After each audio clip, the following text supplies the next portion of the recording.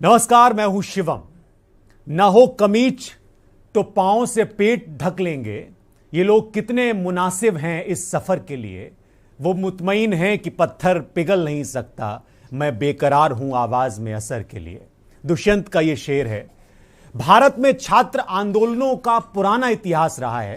मैं राष्ट्र हित की शुरुआत भारत के पहले छात्र आंदोलन से करना चाहता हूं। इस आंदोलन की एक कहानी है जो मैं सुनाना चाह रहा हूं आपको। यह आंदोलन 1955 में हुआ। भारत के आजाद हुए करीब 8 साल हुए थे उस वक्त। उस समय भारत बड़े बदलावों से गुजर रहा था।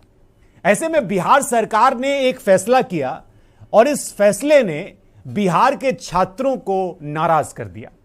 आपको हैरानी होगी फैसला जानकर। क्या फैसला था उस वक्त दरअसल ट्रांसपोर्ट मिनिस्टर जो थे बिहार के, उन्होंने कहा कि सरकारी जो बसें हैं बिहार की, उसमें अगर कोई छात्र सफर करता है तो उससे टिकट लिया जाएगा। अब यह बात छात्रों को नागवार गुजरी। वो नाराज हो गए। छात्रों ने आपत्ति दर्ज कराई, लेकिन सरकार ने उनकी सुनी नहीं। उस वक्त बिहार के ट्रांसपोर्ट मिनिस्टर थे महेश सिंह। महेश सिंह छात्रों की मान नहीं रहे थे और फिर बिहार में छात्रों का गुस्सा उबलने लगा। वजह बहुत छोटी थी, सिर्फ टिकट की वजह थी कि राज्य ट्रांसपोर्ट द्वारा टिकट काटने के लिए ये लोग नाराजगी जाहिर कर रहे थे।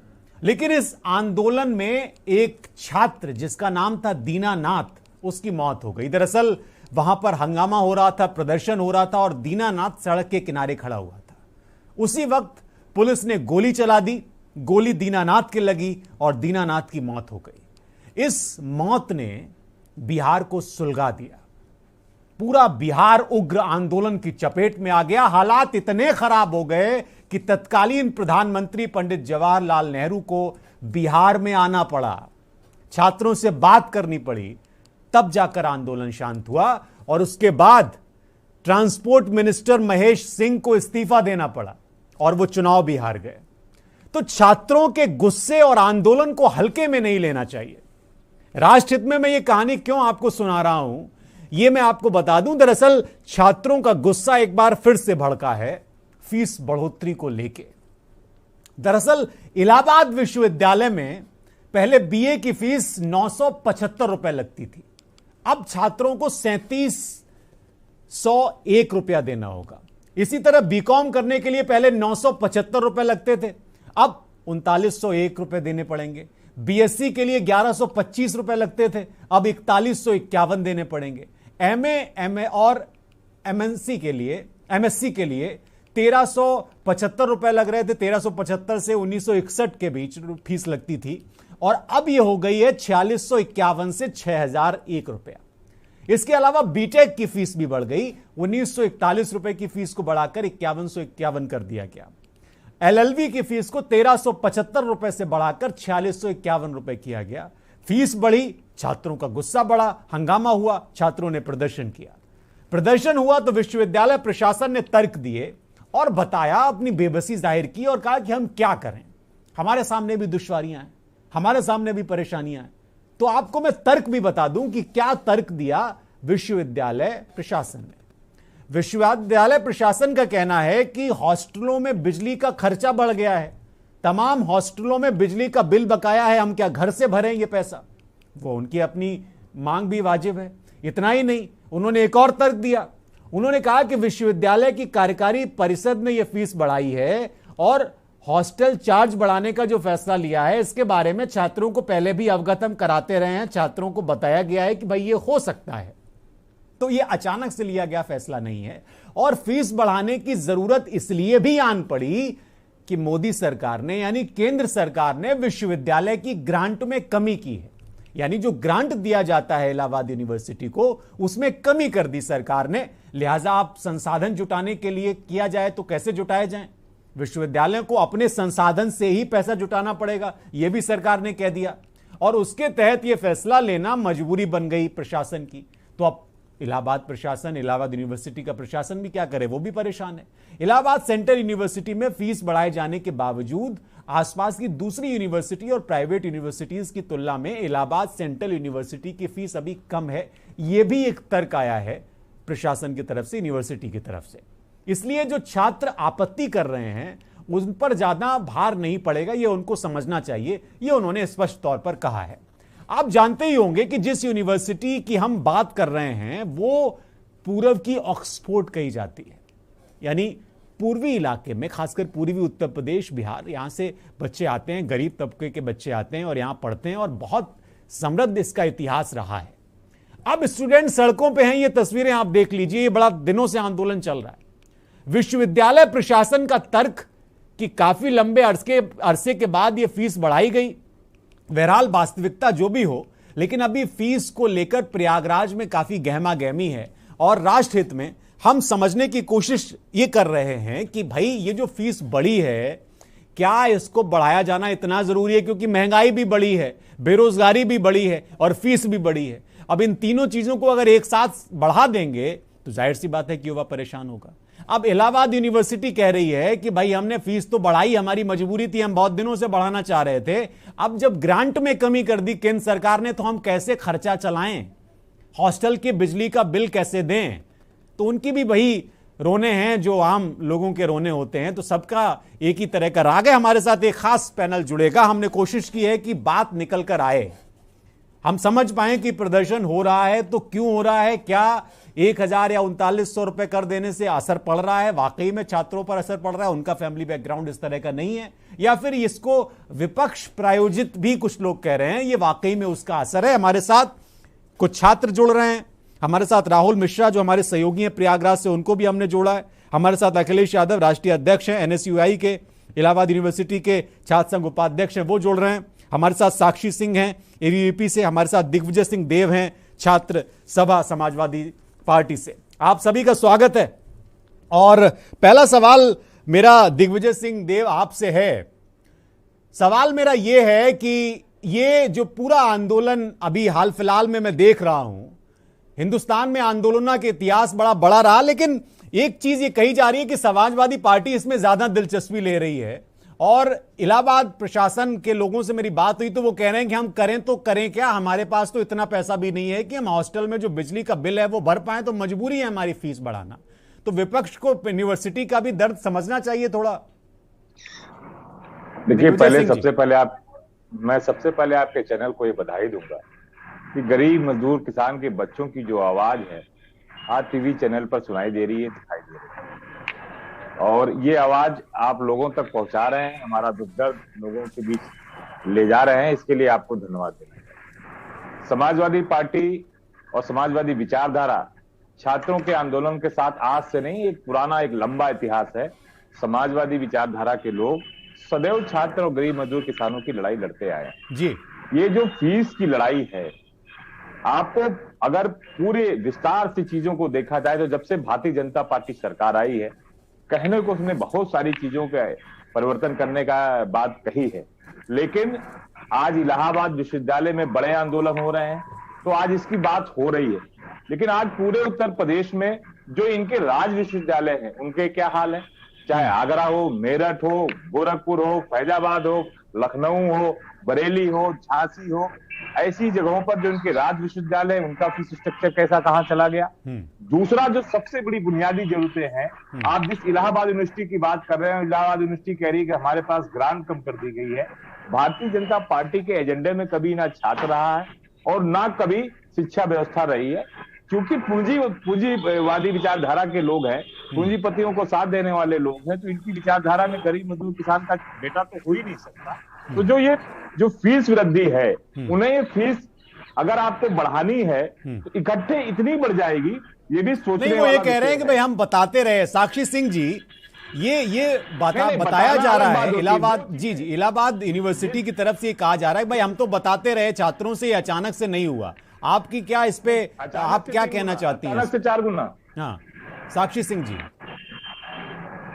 नमस्ते, मैं साक्षी सिंह। ऐसे तो मैं काफी उनको विश्वविद्यालय से हूँ, लेकिन आज आपने इस मुद्दे को उठाया, इसलिए आपको पुनः मैं बहुत बहुत धन्यवाद देना चाहूँगी, क्योंकि कहीं ना कहीं इस मुद्दे का अभी भी पूरे देश के अंदर आना कहीं छुपा रह जाएगा।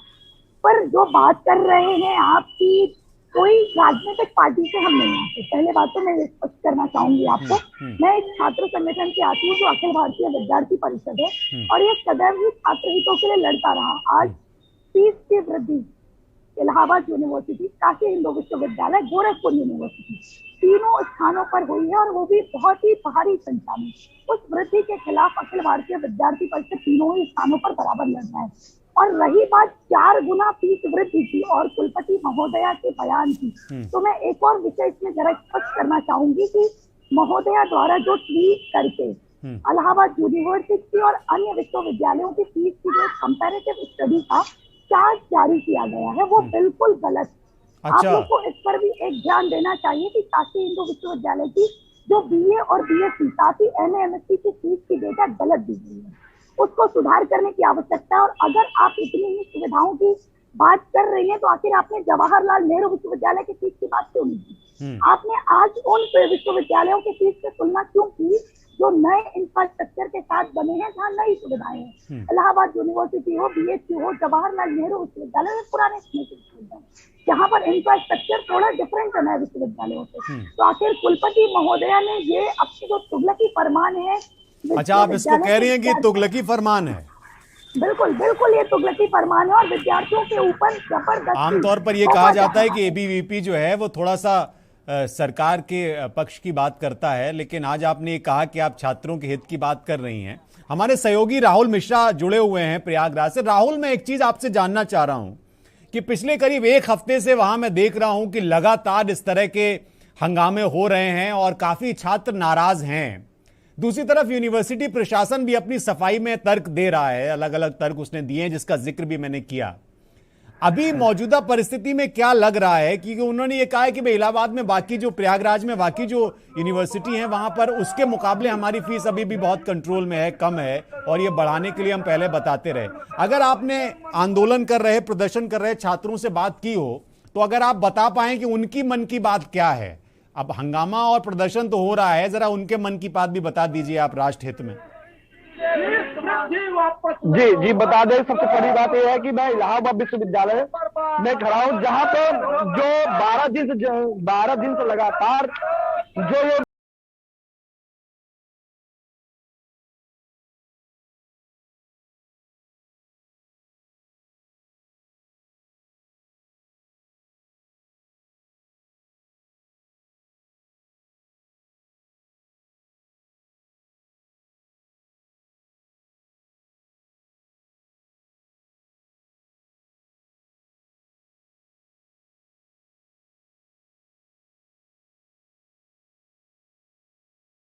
आज के मंगलवार के दिन, आज के 3 दिन बाद ये बहुत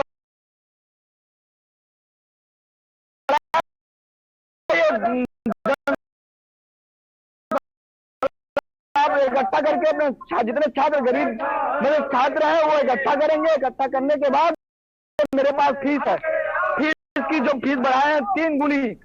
कभी ये फीस हुआ करता था बीए के 975 रुपए, आज 3701 रुपए है, और विक्रम का 975 रुपए, 2901 रुपए है। मतलब ऐसे करके 3 गुना फीस बढ़ी है। गरीब घर के जो छात्र हैं, बच्चे हैं, वो पढ़ना चाहते हैं लेकिन पढ़ नहीं पा रहे हैं। और आइए हम आपसे बात कराते हैं, कुछ है उनसे बात करते हैं, वार्तालाप करवाते हैं। ये बैठे हुए हैं अनशन पे, कितने दिन से अनशन बैठे हैं आप? देखिए, इलाहाबाद विश्वविद्यालय छात्र संघ भवन पर आज विगत 788 दिनों से कर्मी का अनशन चल रहा है छात्र संघ बहाली को लेकर, और एक डेलीगेशन आज लगभग 12 दिनों से आमरण अनशन के विरोध में। जो इलाहाबाद विश्वविद्यालय की कुलपति हैं, इनकी खुद की नियुक्ति अवैध है, उसके बावजूद भी जिस तरीके से सरकार के सह पर ये लगातार तुगलकी फरमान जारी कर रहे हैं, कहीं न कहीं ये गरीब छात्रों को शिक्षा से वंचित करने का प्रयास किया जा रहा है। हम लोग लगातार इसका व्यापक रूप से विरोध कर रहे हैं और छात्रों में व्यापक आक्रोश भी है। आज आमरण अनशन का 12वां दिन है और छात्र लगातार, उनकी तबीयत भी खराब हो रही, कई छात्र मतलब हॉस्पिटलाइज भी हो गए, लेकिन विश्वविद्यालय प्रशासन के और ना ही केंद्र सरकार के कान में जुड़ेगा। जी आपसे बता दें कि एक इनका कहना है कि विश्वविद्यालय के जो कुलपति हैं, जो यहाँ के मानिंदा, वो भी यहाँ पे साबित नहीं है और तब उन्हें बैठाया जा रहा है। और आपसे बता दें, ये जो बाला के बच्चे हैं, ये बैठे हुए हैं, अपने दर्शकों को दिखाना चाहते हैं। के न्यूज स्पष्ट दिखा रहा है कि ये अनशनकर्ता बीमार पड़ा है, अभी तक कोई देखने वाला नहीं आया है। आप ये देखें किस तरह से अनशन में लेटा हुआ है, इसकी हालत जो है गंभीर है, लेकिन कोई सुनने वाला नहीं है, सुनाने वाला कोई नहीं है, सुनने वाला कोई नहीं है। और मैं देख पा रहा हूं कि उनके जो ये छात्र हैं उनके सीने पे गांधी जी की तस्वीर भी रखी हुई है, मैं ये भी देख पा रहा हूं। राहुल मिश्रा, मैं ये भी देख पा रहा हूं, अगर वो दिखा पाए आप दिखा दीजिए जरा दर्शकों को, क्योंकि गांधी जी की कम से कम बात तो करनी पड़ेगी, राष्ट्रपिता की तो बात करनी पड़ेगी जब छात्रों की बात हम कर रहे हैं। ये महात्मा गांधी जी की ये जो तस्वीरें लेके छाती में लगाया है, आपसे दिखाना चाहते हैं, ये महात्मा गांधी जी की तस्वीर है और ये छात्र लेटा हुआ है, ये अपने दर्शकों को दिखाना चाहते हैं। हर छात्र के पास फीस के साथ साथ, फीस बढ़ोतरी के साथ साथ अखिलेश, बिल्कुल राहुल, ठीक है, ठीक है, हमने देख लिया, समझ गए हम। अखिलेश यादव हमारे साथ जुड़े हुए हैं। अखिलेश, ये जो एक परिस्थिति बनी है इलाहाबाद और प्रयागराज में, ये प्रयागराज यूनिवर्सिटी में, मैं ये आपसे समझना चाह रहा हूं कि क्या वाकई में जो ये फीस बढ़ाई गई, ये वाकई में चिंता का विषय है? चूंकि प्रशासन इलाहाबाद का जो है, इलाहाबाद यूनिवर्सिटी का, वो ये कह रहा है कि भाई हमने बहुत इस पे समीक्षा की, बहुत बातचीत की। आप भी चूंकि छात्र संघ से जुड़े रहे और आप उपाध्यक्ष हैं अभी, क्या ये वाकई में गलत किया सरकार ने, या सरकार ने ग्रांट कम कर दी इसकी वजह से ये फीस बढ़ानी पड़ी, या दूसरे कारण जो बताए जा रहे हैं? क्या आपको लगता है इसमें? पहले तो बहुत बहुत धन्यवाद, इस मामले को आपने संज्ञान में लिया।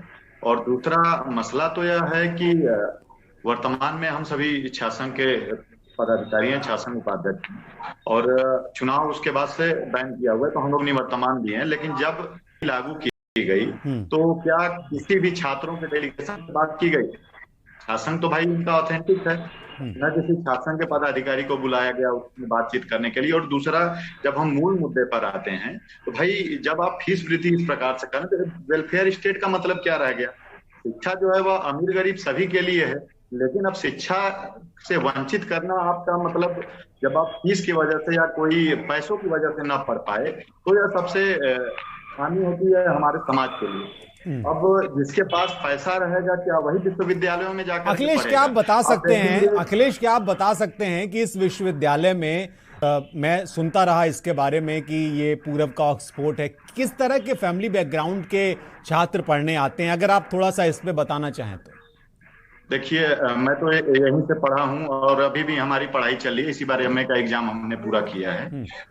लगभग एक निम्न मध्यम वर्गीय और एक गरीब वर्गीय से तमाम जो पूर्वांचल के जिले हैं, उत्तर प्रदेश के जिले, जब आप इलाहाबाद की बात करते हैं, इलाहाबाद विश्वविद्यालय की बात करते हैं, तो आप समझिए पूरा उत्तर प्रदेश की आप बात करते हैं। तो पूरे उत्तर प्रदेश से जो गरीब तबका है, जो कि अपनी आशाओं में, इलाहाबाद जो एक आशा देता है कि आशाओं में लेकर के कोई आईएएस बनने, कोई पीसीएस बनने, कोई अधिकारी बनने, कोई प्रोफेसर बनने आता है यहाँ पर, तो एक आशा लेकर के आता है। और आप देखेंगे कि इसी विश्वविद्यालय में, इसी विश्वविद्यालय की दीवारों में और इसी इलाहाबाद के शहर में लगभग हजारों लाखों अधिकारी निकले हैं, जो 900 रुपए, 800 रुपए, 1000 रुपए ये फीस देकर के निकले हैं। एक यह जो कल्चर रहा इलाहाबाद का कि जो छात्र रहता है गरीब तबके से आता है, लगभग 400-500 किलोमीटर की दूरी से चावल एक बोरी में लेकर के आता है। यानी आप ये कह रहे हैं कि इस यूनिवर्सिटी में जो छात्र पढ़ते हैं उनके लिए 1000 रुपए, 900 रुपए देना भी एक चुनौती होती है। ऐसे फैमिली बैकग्राउंड से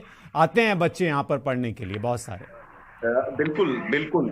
जब हम लोग मे आई हेल्प यू का डेस्क भी लगाते हैं तो भी हम इस तरीके की चीजें देखते हैं। और दूसरा यह चीज है कि विश्वविद्यालय की परिकल्पना इसीलिए रखी गई कि निचले से निचले तबके का भी छात्र जो है वह आकर के शिक्षा ग्रहण कर सके।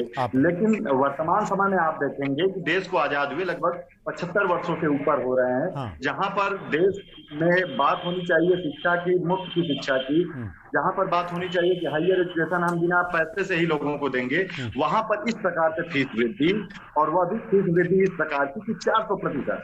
आप नहीं तो अगर आप आजादी की बात कर रहे हैं तो ऐसा नहीं है ना कि देश में भाई ये भी तो है तमाम स्टार्टअप, स्टैंडअप। अब आज मैं ये बहस कर रहा हूं इस मुद्दे पे, तो कुछ लोग ये भी कोसेंगे कि आज इतने आप प्रधानमंत्री जी का जन्मदिन है और आप इस तरह का इशू उठा के बैठे हुए हैं।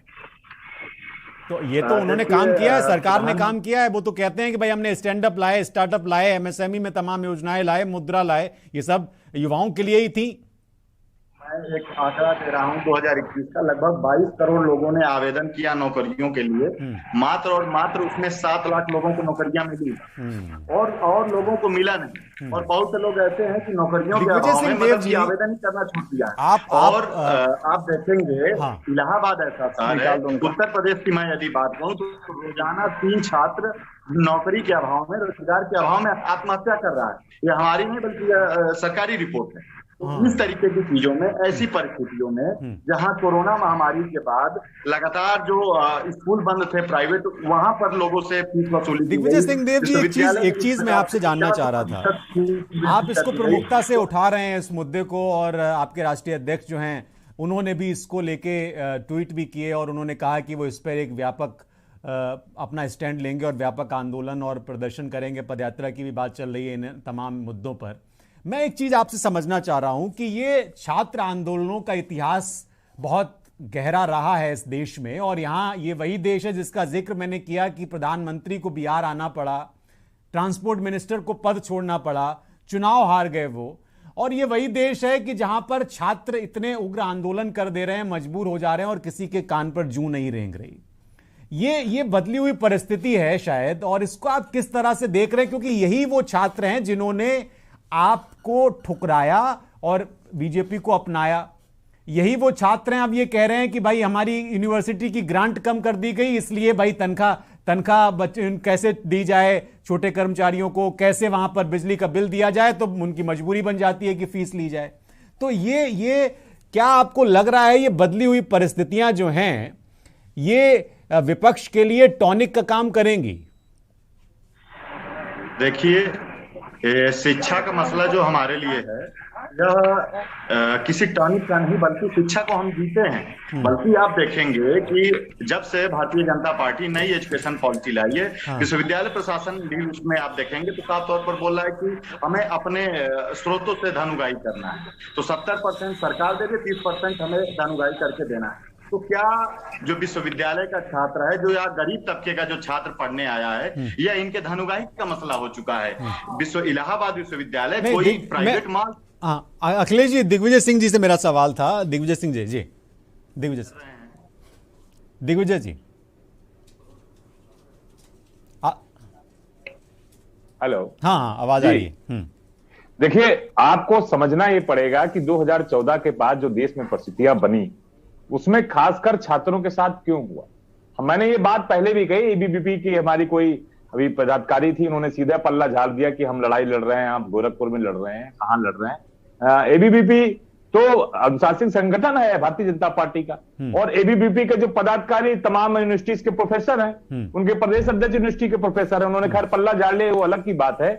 लेकिन आपको समझना पड़ेगा कि 14 के बाद उत्तर प्रदेश और पूरे देश में छात्रों पर जिस तरह से उत्पीड़न बढ़ा, जिस तरह से शिक्षा व्यवस्था को नीचे ले जाने का प्रयास किया, वहीं इलाहाबाद यूनिवर्सिटी जहां ये कह रहे हैं कि हम पैसा कहां से दें, जरा इनसे पता करिए कि कितनी बड़ी संख्या में प्रोफेसर और असिस्टेंट प्रोफेसर की कमी है, जहां क्लासेस नहीं हो पा रही हैं। तो इनको कौन सा जो फंड मिल रहा था वो भी फंड कम कर दिया गया, क्योंकि केंद्र शासित प्रदेश सेंट्रल यूनिवर्सिटी है। तो हमारा जब समाजवादी पार्टी की 2012 से लेकर 70 तक सरकार थी, हमारा केंद्र यूनिवर्सिटी में देने का कोई हमारा फंड नहीं है। लेकिन जो हमारे यहाँ के विश्वविद्यालय है, राज्य के विश्वविद्यालय है, चाहे वो लखनऊ रहा हो, चाहे वो गोरखपुर रहा हो, मेरठ रहा हो, आगरा रहा हो, झांसी रहा हो, बरेली रहा हो, समाजवादी पार्टी की सरकार में आदरणीय अखिलेश यादव जी ने तमाम तरह के फंड देकर उन विश्वविद्यालयों को खड़ा करने का काम किया। बनारस में एक संस्कृत विश्वविद्यालय है, और उस विश्वविद्यालय को भी समाजवादी पार्टी के तत्कालीन मुख्यमंत्री अखिलेश यादव जी ने 100 करोड़ रुपए दिया संस्कृत विश्वविद्यालय को। आप जरा पता करिए कि भारतीय जनता पार्टी ने जो हमारी संस्कृति है, जो हमारी सभ्यता है, उसका संस्कृत जो विश्वविद्यालय है, उस विश्वविद्यालय को कितना पैसा दिया है। और रोज हिंदुत्व का ढोल पीटने वाली है सरकार, संस्कृत भाषा के लिए जो विद्यालय छोटे गांव उनमें जिलों में और तहसीलों में चल रहे थे, उनके उससे भी ज्यादा बुरे हाल हैं। पूरे देश और प्रदेश में जिस तरह से शिक्षा का स्तर गिरा है, जिस तरह से शिक्षा के लिए संसाधन गिरे हैं। अभी आप इलाहाबाद की बात कर रहे थे, इलाहाबाद हम लोगों का छात्र चुनाव में कई बार जाना हुआ, चूंकि मैं समाजवादी छात्र सभा का प्रदेश अध्यक्ष रहा, वो लगातार समाजवादी छात्र सभा के प्रदेश जो शासन के पदाधिकारी समाजवादी छात्र सभा के पैनल के हुए, चाहे अनिश हो, चाहे उदय हो, चाहे पिताजी, और जो बड़े संख्या में समाजवादी छात्र सभा ने छात्र संघों पर अपना दबदबा इसीलिए बनाए रखा क्योंकि समाजवादी विचारधारा छात्रों की लड़ाई लड़ने वाली है। इलाहाबाद विश्वविद्यालय में मैंने देखा, वहां के छोटे बगाड़ा, अल्लाहपुर में, बड़े बगाड़े में बेचारे 6x10 के कमरे में रहते हैं, एक तखत है, एक मेज है, किस तरह से वो अपनी पढ़ाई कर रहे हैं। मैंने पूरे उत्तर प्रदेश से वो गरीब परिवार के नौजवान, वो मजदूर के बेटे, वो किसान के बेटे जो दिल्ली जाने की क्षमता नहीं रख पाते, जब और जगह जाने की क्षमता नहीं रख पाते, वो कम पैसे में इलाहाबाद में तैयारी करने का प्रयास करते हैं। और जो इलाहाबाद का विश्वविद्यालय का माहौल है, जिस तरह से वहां पर पढ़ाई की बात होती है, कल्चर की बात होती है, संस्कृत की बात होती है, और जिस तरह से तमाम लोग निकलकर पूरी देश दुनिया में वहां से आए हैं, इलाहाबाद का एक अलग आर्टस्पोर्ट कहा जाना गलत नहीं है। लोग बड़ी अच्छी नजर से देखते हैं, इसलिए हर गरीब अपने आंखों में सपना संजोकर अपने बच्चे को वहां भेजता है कि हमारे पास जो भी संसाधन है, हमारे पास जो थोड़ा बहुत पैसा है, उस कम पैसे में भी हमारा बच्चा पढ़कर आगे जा सकेगा। साक्षी, हाँ सही बात है। साक्षी, क्या आपको लगता है कि इस तरह का जो प्रदर्शन है, अभी मैं तस्वीरें भी दिखा रहा था, मेरे सहयोगी वहां हैं राहुल, वो दिखा रहे थे कि कुछ छात्रों की तबीयत भी खराब होने लगी, लेकिन वो ये कह रहे हैं कि जब तक ये मांगे नहीं मानी जाएंगी हम नहीं हटेंगे। क्या आपको लग रहा है कि आप झुका पाएंगे या छात्र झुका पाएंगे? क्योंकि एबीवीपी अगर आप संगठन के तौर पर अगर आप सहयोग दे रहे हैं तो क्या झुकेगा? आपने कहा ये तुगलकी फैसला है यूनिवर्सिटी का, कोई आसार हैं, कोई उम्मीद है? अखिल भारतीय विद्यार्थी परिषद वो संगठन है ना, इमरजेंसी के समय प्रधानमंत्री, तो अभी आज मुझे ये स्पष्ट करने की आवश्यकता नहीं है कि अखिल भारतीय विद्यार्थी परिषद छात्र हितों के लिए लड़ने वाला किस स्तर तक जाने वाला संगठन है। और रही बात साथी जो अपने पैनल में है वो बता रहे थे, तो मैं आपको स्पष्ट कर दूं कि हमने पल्ला नहीं खाया। ये स्पष्ट बताना चाहती हूँ कि मैं यहाँ बैठने के दौरान आपको मैंने बात की है, लेकिन यहाँ बैठे साथी किसी पूर्व के मुख्यमंत्री, किसी समाजवादी पार्टी के अध्यक्ष की बात कर ले रहे हैं, कोई किसी की बात कर ले रहे हैं। तो मैं स्पष्ट बता रही हूँ कि हम किसी राजनीतिक पार्टी से नहीं आते हैं, बल्कि हम छात्र हितों के लड़ने वाला राष्ट्र स्तर का एक संगठन है, और हम उसके लिए लड़ाई तब तक करेंगे जब तक ये फीस वापस नहीं ली जाती है। और अगर आप अपने साथी जो है उनको कहिए DSW कार्यालय तक जाए, और वहाँ अखिल भारतीय विद्यार्थी परिषद के कार्यकर्ता भारी संख्या में वहाँ पर धरना बैठे हुए हैं, और उनका 6वां दिन है वहाँ बैठने का। तो शायद, और दूसरी बात की संपूर्ण आपकी आवाज साक्षी आपकी आवाज, शायद आप जिस जगह पर हैं वहां पर शोर ज्यादा है। एक छोटे से ब्रेक के लिए मुझे रुकना होगा, मैं तुरंत लौट रहा हूं। मैं एक छोटे से ब्रेक के लिए रुक रहा हूं। ये बहुत जरूरी है कि छात्रों की आवाज को बुलंद किया जाए, क्योंकि उनकी आवाज अगर नहीं उठाई जाएगी तो फिर भविष्य सुरक्षित नहीं है। इसको मैं पूरी जिम्मेदारी के साथ कह रहा हूं। एक छोटे से ब्रेक के लिए रुक रहे हैं, फौरन लौटते हैं। आप देख रहे हैं के न्यूज, खबरों का सारथी।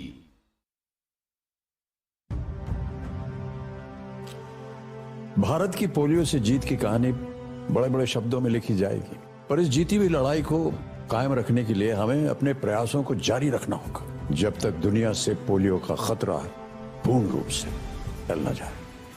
खतरा है बरकरार, इसीलिए पोलियो की खुराक पिलाना है हर बार। 2 बूंद हर बार, पोलियो पर जीत रहे बरकरार।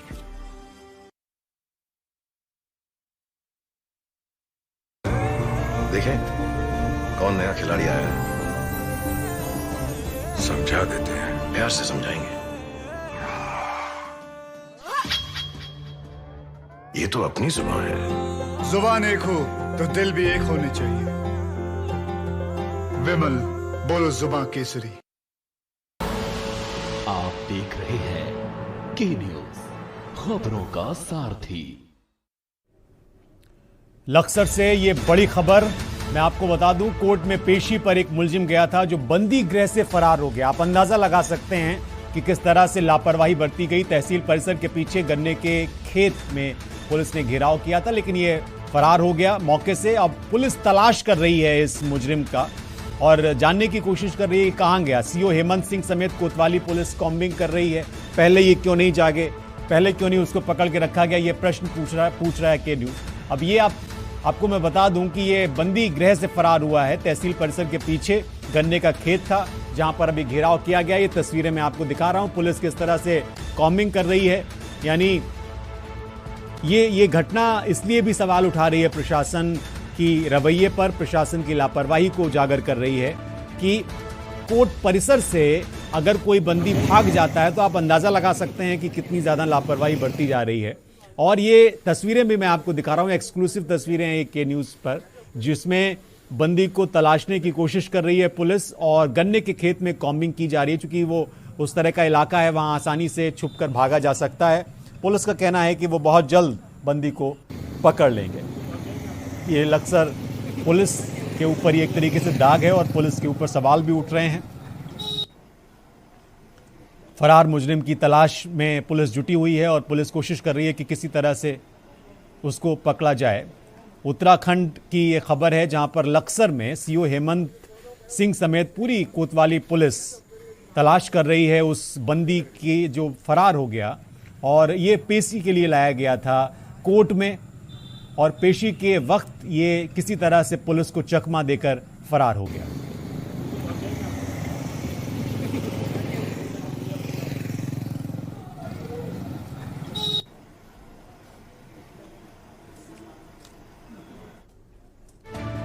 और एक और बड़ी खबर कानपुर से, जहां पर बाबूपुरवा थाना क्षेत्र में 40 दुकानों में शायद आग लगने की खबर है। ये अलग अलग जगह से आग लग गई, अवैध दुकानें थी और आग लगने की वजह से हड़कंप मच गया है पूरे इलाके में। ये लाखों का सामान जलकर राख होने की खबर है। कानपुर के बाबूपुरवा की ये खबर, जहां पर कड़ी मशक्कत के बाद दमकल ने आग को कंट्रोल किया, आग पर काबू पाया और बताया जा रहा है कि दुकानों में जो सामान रखा हुआ था वो पूरी तरह से जल गया है। काफ़ी नुकसान हुआ है, नुकसान का आकलन किया जा रहा है और कई दुकानदार कह रहे हैं कि वो पूरी तरह से बर्बाद हो गए इस आग की घटना के बाद। हालांकि मौके पर फायर ब्रिगेड की टीम पहुंची और उन्होंने आग पर काबू पाया है।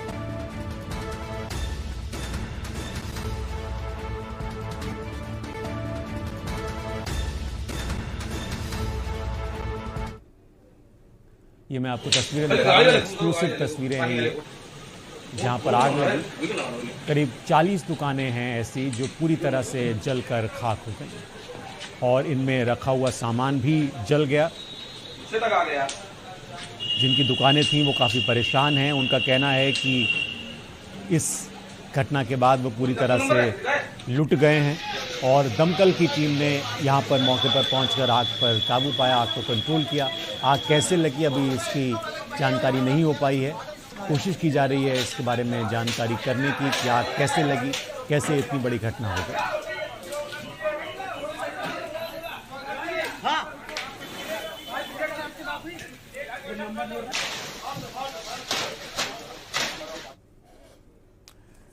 राष्ट्र हित में हम जो छात्रों का इश्यू उठा रहे हैं, ये इसलिए भी महत्वपूर्ण है क्योंकि छात्र लंबे समय से अलग अलग मांगों को लेकर अपना आंदोलन कर रहे हैं अलग अलग जगह पर। और प्रयागराज में जब ये आंदोलन प्रदर्शन हुआ, इसके बाद एक सवाल ये खड़ा हुआ कि क्या वाकई में फीस बढ़ोतरी की इतनी आवश्यकता थी कि छात्रों के हितों का ध्यान नहीं रखा गया। हमारे साथ एक पैनल जुड़ा हुआ है जिससे मैं बात कर रहा था, एक बार मैं चाहूँगा दोबारा से उससे मैं बात करूँ।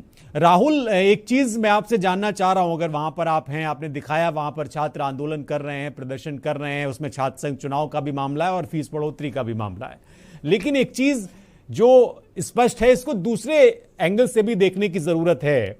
यूनिवर्सिटी का कहना है कि वो खुद क्या करे क्योंकि उसके पास यूनिवर्सिटी चलाने के लिए पैसा नहीं है और उनको पैसा यहीं से जुगाड़ करना है और ये सरकार ने उनसे कहा है, तो ऐसे में वो क्या कर सकते हैं? इस पे मैं जरा आपसे जानना चाह रहा हूं कि क्या स्थितियां हैं। राहुल, बंद होगी राहुल, अगर आप सुन पा रहे हैं तो जी बता मैं ये कह रहा हूं कि यूनिवर्सिटी के पास पैसा नहीं है। वो कह रहे हैं कि हम यूनिवर्सिटी चलाएं कैसे, और उनसे कहा गया है कि आप यहीं से पैसा निकालिए और उसी से चलाइए। ग्रांट कम कर दी गई, तो यूनिवर्सिटी भी क्या करे अगर दूसरे पहलू को हम समझने की कोशिश करें तो? जी बता दिया जाए। सबसे बड़ी बात यह है कि वो जहां पे यहाँ के कुलपति और यहाँ के जो कुलपति जी हैं, उनका कहना है कि फीस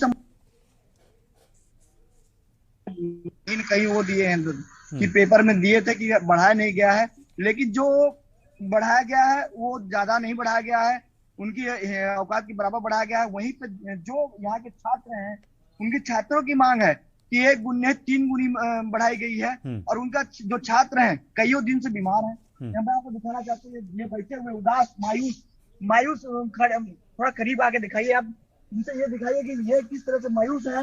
ये बैठे हुए हैं, इनकी जो मांगे हैं, इनकी जो फीस है, जहाँ पे ये कहा जाता है 900 रुपए 950 रुपए फीस थी, वहीं पे अगर 3 गुना बढ़ाई जाए 3500 रुपए 3700 रुपए फीस बढ़ाई जाए तो पैसे मेरे माँ बाप नहीं दे पाएंगे, हम पढ़ नहीं पाएंगे, हमारी भविष्य जो है आधे अधूरे में रह जाएगी। हम दिल्ली नहीं जा सकते, हम दिल्ली नहीं पढ़ सकते, हम मुंबई नहीं पढ़ सकते, हम पढ़ना चाहते हैं, हमने प्रयागराज इलाहाबाद में पढ़ना चाहते हैं। ये हमारा कोई साथ देने वाला, सहायता देने वाला नहीं है। ये मायूस बैठे हैं, आइए हम इनसे बात कराते हैं। छात्र जो है, जो देश की भविष्य है, आने वाले भविष्य है, उनसे हम बात कराते हैं। क्या है, क्या कितनी फीस बढ़ाई गई है? देखिए 400% फीस बढ़ी है, 4 गुना फीस बढ़ी है, 3 गुना नहीं 4 गुना बढ़ी है। हर क्षेत्र में, हर विभाग में लगातार ये फीस बढ़ा रहे हैं। हमारे साथी यहाँ लगभग 12 दिन से आमरण अनशन पर बैठे हैं। 1 सप्ताह से तो हमारे यहाँ जांच की टीम भी नहीं आई है। ऐसा तो जिला प्रशासन होता है और विश्वविद्यालय प्रशासन अब तक हमसे मिलने नहीं आया है। हमारी क्या समस्या है, कोई संवाद स्थापित नहीं करने के लिए आया है। सोचिए ऐसी दशाओं से हम गुजर रहे हैं। हमारे साथी की आंतों में और हमारे पेट में बहुत ज्यादा तकलीफ हो रही है। अमित पांडे, ये अमित पांडे जी हैं, बोल नहीं सकते, बता नहीं सकते। हम आपको दर्शकों को दिखाना चाहते हैं कि इन्हें देखने के लिए अभी तक स्वास्थ्य विभाग से हमारे सामने ही जो सीएमओ है, यहाँ के सीएमओ से वार्तालाप किसी छात्र ने करी। उन्होंने बस 1 घंटा पहले ही कहा था कि हम भेज रहे हैं टीम, लेकिन अभी तक कोई टीम नहीं आई है। आखिर क्यों?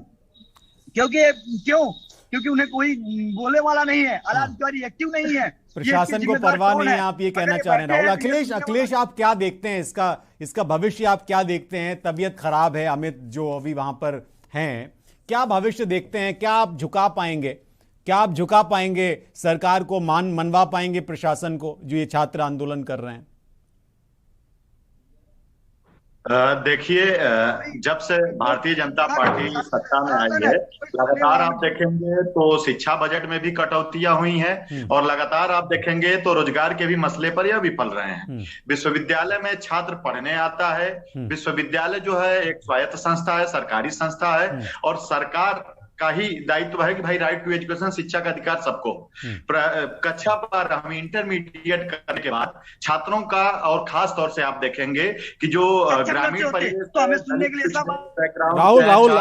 राहुल मैं हो गया, मैं आप आऊंगा आपके पास, मैं अखिलेश जी से बात कर रहा हूँ। कम हो जाता है और इस तरीके का जो यह निर्णय लिया गया है, यूं कह ले तो यह भारतीय जनता पार्टी द्वारा लाई गई नई एजुकेशन पॉलिसी के ही तहत यह बढ़ाई गई है। और इस तरीके की चीजों में आप देखेंगे कि विश्वविद्यालय प्रशासन द्वारा लिया गया यह निर्णय कहीं ना कहीं आदिवासी बैकग्राउंड से आने वाले, ग्रामीण परिवेश से आने वाले या पिछड़े तबके से आने वाले बहुत से ऐसे हजारों छात्र हैं जो कि शिक्षा से वंचित हो जाएंगे, शिक्षा से रह जाएंगे। फिर से मैं पुनः अपनी बात को दोहराना चाहूंगा कि देश को आजाद 75 वर्ष हो गए, जब हमारी बात होना चाहिए थी कि जो हायर एजुकेशन है वह हायर एजुकेशन बिल्कुल पूरी तरीके से मुफ्त होनी चाहिए।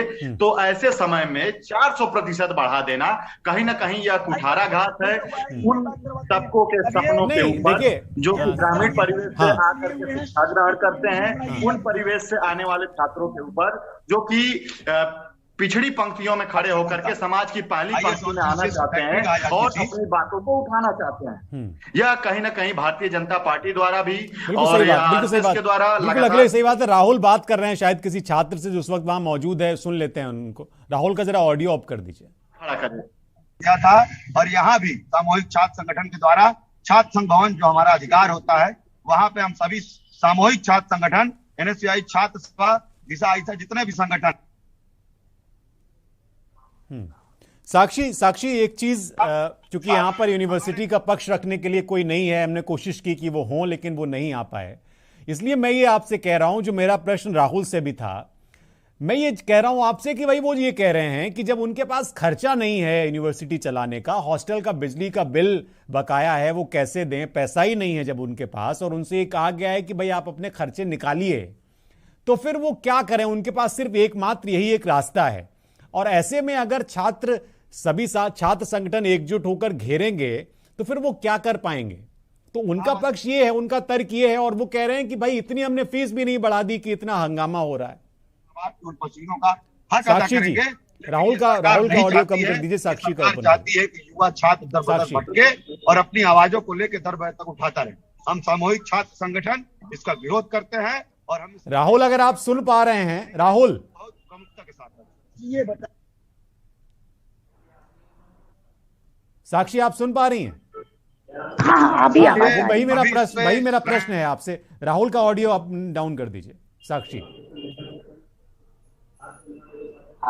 थोड़ा उस समय आवाज आपकी क्लियर नहीं हो पा रही। मैं ये कह रहा हूं कि भाई यूनिवर्सिटी की बात को भी सुनना चाहिए। मैंने कोशिश की उनकी तरफ से कोई आए, लेकिन उनकी तरफ से कोई आ नहीं पाया। मैं ये जानना चाह रहा हूं कि उनका ये तर्क है कि हमारे पास जब पैसा ही नहीं है तो हम यूनिवर्सिटी का संचालन कैसे करें। उन्होंने कहा कि भाई महंगाई बढ़ी है, उन्होंने कहा कि हॉस्टल का बकाया है, अभी बिजली का बिल उसको देना है, ग्रांट कम कर दी गई है, उनसे कहा गया है कि भाई आप यूनिवर्सिटी से ही खर्चा निकालिए। तो वो क्या करें?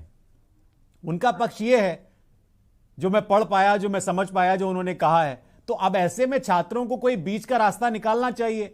अब सभी छात्र संगठन एकजुट होकर अगर इस तरह से दबाव बनाएंगे तो ये भी ठीक नहीं है, ये उनका कहना है। एक विषय जोड़ना चाहूंगी कि जो रवैया इलाहाबाद विश्वविद्यालय में अपनाया जा रहा है, उसके लिए एक बात आपके सामने रखना चाहूंगी कि काशी हिंदू विश्वविद्यालय महामना जी ने कैसे बनाया था। उसका शायद सभी को ध्यान है, जिन जिन विश्वविद्यालयों को बनाने में आम लोगों से राशि लेकर, शायद भिक्षा मांगकर या फिर डेड बॉडी के ऊपर फेंके जा रहे पैसों को लेकर बनाए गए विश्वविद्यालय।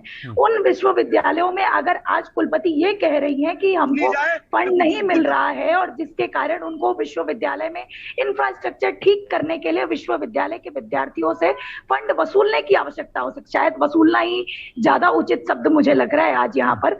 तो ये कुलपति महोदया यहाँ बता दें कि जो पहले फंड आया करते थे उससे इस विश्वविद्यालय का विकास या इंफ्रास्ट्रक्चर डेवलप क्यों नहीं किया गया, या फिर जब पहले फंड आया था तो बिजली के बिल जो पुराने समय के बकाया है उनको आज के विद्यार्थियों द्वारा वसूल कर क्यों भरा जा रहा है, ये पीछे के कुलपति क्यों नहीं क्लियर करके गए। ये तो सवाल खुद इस विश्वविद्यालय के प्रशासन पर खड़ा होता है ना कि उन्होंने पिछले फंड का क्या हुआ। आप उनसे, हाँ बिल्कुल सही बात है, आप छात्रों से पैसे क्यों वसूल रहे? विश्वविद्यालय प्रशासन नहीं, बल्कि इससे पहले भारतीय जनता पार्टी की सरकार नहीं थी। इससे पहले भारतीय जनता पार्टी के नरेंद्र मोदी जी प्रधानमंत्री नहीं थे। जो हमारा विश्वविद्यालय है, अब विश्वविद्यालय में जब आप फंड ही नहीं रेज करेंगे, जब कहने का मतलब है अखिल भारतीय विद्यार्थी परिषद भारतीय जनता पार्टी का अनुषंगांग संगठन अब आप आपस में एक दूसरे के ऊपर निशाना ना साधिए। वो तो अभी आपके साथ ही खड़े हुए हैं, वो कह रहे हैं कि भाई छात्रों का सुना जाना चाहिए। आप भाई फंड रेज करिए ना, धर्मेंद्र दिग्विजय जी, हम अभी आखिरी हिस्से में हमें खत्म करनी है डिबेट। ये आप लगातार इसको लेके, आप छात्र संघ से, छात्र सभा से हैं, समाजवादी छात्र सभा से हैं आप, और समाजवादी पार्टी पिछले काफी दिनों से इस तरह के मुद्दे उठा रही है। इस इशू पे आपका एक तो मैं स्टैंड, क्योंकि आप लगातार इसको लेके अब आगे आप क्या करेंगे अगर सरकार नहीं मानती है या फिर सरकार इसमें कोई दखल नहीं देती है, क्योंकि सरकार का दखल इसलिए जरूरी है क्योंकि यूनिवर्सिटी प्रशासन ने हाथ खड़े कर दिए हैं। तो अब आपको क्या रास्ता लग रहा है और आपका स्टैंड क्या होगा? देखिए हमारे पास, चूंकि हम छात्र संघ के भी पदाधिकारी हैं और लगभग अखिल भारतीय विद्यार्थी परिषद को छोड़ करके, अखिल भारतीय विद्यार्थी परिषद अपना अलग आंदोलन कर रहा है और जो छात्र संगठन है सारे एक मंच पर आए हैं और हम सभी लगातार आंदोलन कर रहे हैं। और जो हमारे पुराने भी छात्र संघ के पदाधिकारी, अरे दिग्विजय सिंह जी हो गया, अखिलेश जी मुझे खत्म करना, दिग्विजय सिंह जी बोलिए आखिरी में संक्षेप में। आप अनम्यूट कर लीजिए अपने आप को, 1 मिनट है मेरे पास। समाजवादी छात्र सभा लगातार छात्रों के मुद्दों पर लड़ती आ रही है। जहां एक तरफ आपने देखा कि इलाहाबाद विश्वविद्यालय में जो फीस की लड़ाई है, उस लड़ाई को समाजवादी छात्र सभा कांधे से कांधा मिलाकर छात्रों की लड़ाई को लड़ रही है। वहीं पूरे प्रदेश में आपने एक मुद्दा उसमें छोड़ा छात्र संघ का। छात्र संघ का जो बैठे हुए हैं 12 दिनों से, उसके साथ साथ बहुत बड़ी लंबे समय से करीब 700 दिनों से छात्र संघ के मुद्दे पर भी वहां नौजवान धरने पर बैठे हुए हैं। ठीक उसी तरह काशी विद्यापीठ में बैठे हुए हैं, ठीक इसी तरह मेरठ में भी धरना हुआ है, ठीक इसी तरह आगरा में हुआ है। जो कहने वाली बात है कि समाजवादी छात्र सभा और दल मैं संगठन की बात नहीं कर रहा हूं, लेकिन अभी लखनऊ की शकुंतला यूनिवर्सिटी में एक छात्रा ने आत्महत्या की, वहां भी समाजवादी छात्र सभा के लोग लड़ रहे थे। आप एक बात समझिए, पूरे प्रदेश में जब जब छात्रों के मुद्दे आए हैं तो समाजवादी छात्र सभा छात्रों के साथ, उनके हर दुख दर्द के साथ, उनके संघर्ष के साथ कांधे से कांधा मिला करके लड़िए और इस सरकार को जागना होगा।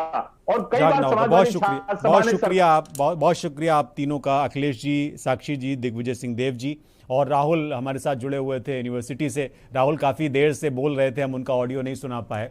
एक चीज मोटा मोटी निकलकर सामने आती है कि छात्रों की आवाज को दबाया नहीं जा सकता, क्योंकि उनके अंदर जोश है, खरोश है और वो अपनी बात मनवाएंगे। ये एक मोटा मोटी चीज निकलकर सामने आ रही है। फीस बढ़ोतरी 400% की गई है, इसकी नाराजगी है। उनका कहना है ये पैसा बहुत है उन गरीब तबके के छात्रों के लिए जो 1000 रुपए भी मुश्किल दे पाते हैं, वो 4000 रुपए कैसे दे पाएंगे। और वो कह रहे हैं कि चाहे जान चली जाए लेकिन वो अपना जो हक है वो लेकर रहेंगे, अपनी मांग बनवा के रहेंगे। अब ये बहुत पेचीदा मसला हो गया है, निश्चित तौर पर इस पर दखल देने की जरूरत है। सरकार इस पर दखल दे और छात्रों की बात सुने। और अब राष्ट्रहित में दूसरी डिबेट जो बहुत ज्यादा महत्वपूर्ण है, ये डिबेट इसलिए भी महत्वपूर्ण है, डिबेट नंबर 2, कि लखीमपुर खीरी क्या वाकई में वहां पर जंगल राज है।